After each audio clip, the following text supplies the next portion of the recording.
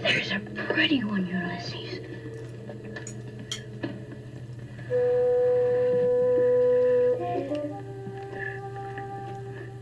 There it is. Hello BookTube, I'm Sean the Book Maniac. Welcome back to my channel. It's time for another book haul. I've got a bunch of stuff. This book haul does not include the stuff that I've already done a separate video on for the German reading challenge. So, this is not a duplication. You're not going to watch me hold up the same books. These are all other books. First of all, this goes back to kind of a Christmas present that came in the mail. I was so delighted to get a little package from Charlotte of Tired Mama Tries to Read. She sent me this gorgeous little hardcover of A Child's Christmas in Wales by Dylan Thomas.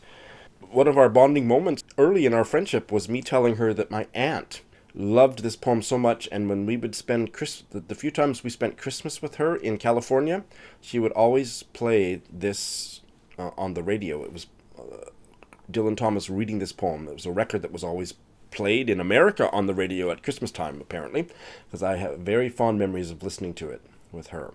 So she sent me this. It's a beautiful little...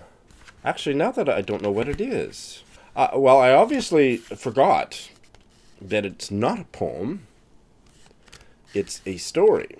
So this is a gorgeously illustrated edition of the story. I just assumed it was a poem all these years. So you learn something new every day. And I'm very interested in Welsh literature. So Charlotte sent me this Welsh novel, The Small Mine by Menegali, which is a favorite of hers. So I'm very much looking forward to reading that. And this lovely bookmark. This was published early. I like earlier 1962. Opening sentence. It was time to pack in, to clock off.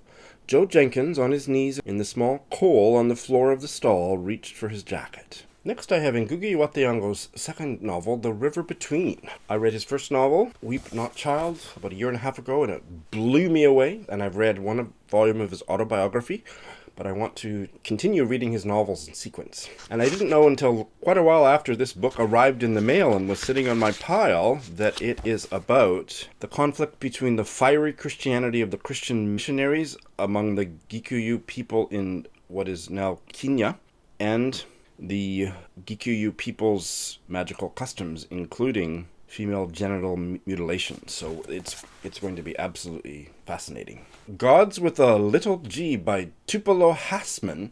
I'm reading this. Well, actually, I'm doing it on audio, but I was so immersed in the audiobook that I decided to buy this gorgeous hardcover as well. And so it's in progress. I'm half done. And I've already read the first paragraph on a Friday Reads recently, but I will have much more to say about this when I do a full review. It's a really intriguing looking hardcover book, and I'm enjoying it as an audiobook a lot. I've got this attractive paperback edition of Jane Austen's Emma, my favorite Jane Austen, because I will be doing a buddy read of this with my Canadian friend Gwen to coincide with my return visit to Canada in the summer. I also had to get my own paper copy of Shut Up You're Pretty by Tia Mutanji after I read it as an ebook on Scribd because I loved it that much, and it is a very attractive physical book. I did a full review of this. I will put a link in the show notes below. My dear cousin Lindsay went home to Canada for Christmas, and she asked if there was anything I wanted, and I said, well, there's a couple Canadian books that I can't easily or affordably get here in Tokyo, so if you happen to find them, please pick them up and I'll pay ya. Well, she and her mother, my first cousin Wendy, not only found them, but they ended up being presents to me from Wendy. So I thought, okay, that worked out really well. That wasn't what I had intended, but thank you so much. And the first one is translated from the gibberish, 7 Stories and One Half-Truth by Anosh Irani. Anosh Irani is the author of a novel that I absolutely loved called The Parcel. And this is, I think, the next book that he published after that. Just came out last year. Opening paragraph of the title story. I've been staring at the underwear hanging on the balcony opposite mine for several minutes now. It's old, it's tattered, it belongs to an elderly lady. A lady who happens to be deceased. And the other one was, I believe this was the winner of the Governor General's Award last year, 5 Wives by Joan Thomas. And it... Okay, This is a novel set in the rainforest of Ecuador about 5 women left behind there in the wilderness, in the rainforest, when their missionary husbands are killed. It's based on a true story. 1956. Wow, I don't know that I ever knew what it was about, because you know me, I don't really like to find out too much, but that certainly hooks me. And because this is not really easily available outside Canada, here's the opening paragraph. I'm reading it for the very first time. The wives spent the evening putting the story together. Kids finally asleep, so the women could talk uninterrupted in the lounge, mugs of cocoa cooling on the floor beside their chairs. They were hoping for photographs soon, but in the meantime they had the letters the pilot had carried out on his supply runs, and the journals the doctor brought them at the end. Everything scrawled in pencil, but the women were good at deciphering their husbands' handwriting, and also at reading between the lines. It was amazing what they were able to piece together. This was a present from my friend Electra, who now lives in Istanbul. This is a translated... what is this? This is a collection of short stories from Turkey. Dawn by Selahattin Demirtas. Translated from the Turkish by Amy Marie Spangler and Kate Ferguson. Demirtas has been imprisoned in a maximum security jail since November 2016, and he is an advocate, author, and politician. He not only published this book in 2017, he also ran for president in 2018, both while he was, and as far as I understand it, continues to be, imprisoned. I'm looking forward to delving into this one. The Shadow King by Maza Mengist. This is a novel set in Ethiopia, and Mengist was born in Addis Ababa and now lives in New York. Been hearing rave reviews of this, and I finally have my own copy. It is set in Ethiopia in 1935, and it's really good timing for me because I recently read a biography of the Pankhurst women, and the second daughter, Sylvia Pankhurst, was devoted to Ethiopian liberation and Ethiopia as a country for the last third of her life, and was intimately involved in Ethiopian politics at this time in 1935 when Mussolini was about to invade the country. So that prepared me to dive into this novel. I can't wait. Opening sentence. She does not want to remember, but she is here, and memory is gathering bones. Olga Romanov, Russia's Last Grand Duchess by Patricia Phoenix. This will be a buddy read next month, I believe, March, with Leah.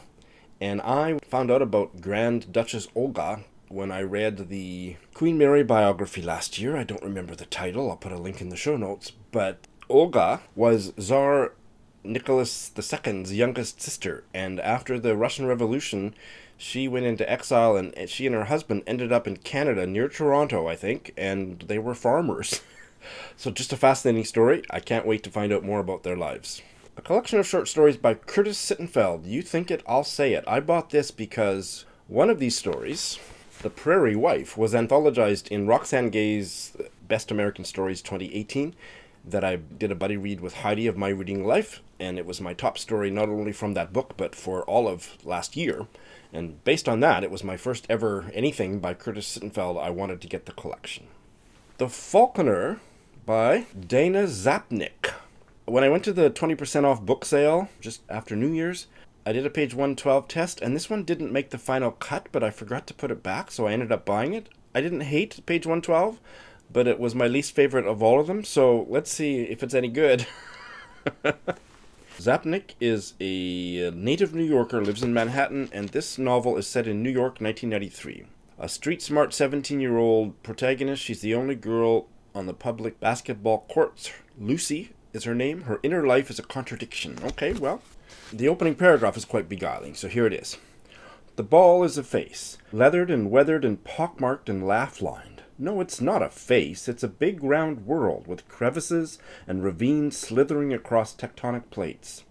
I bounce the world hard on the blacktop, and it comes back into my hand covered with a fine layer of New York City diamond dust, pavement shards, glass, crystallized exhaust from the West Side Highway, and it feels like a man's stubble, or what I imagined stubble might feel like, against my palm. And it's a face again.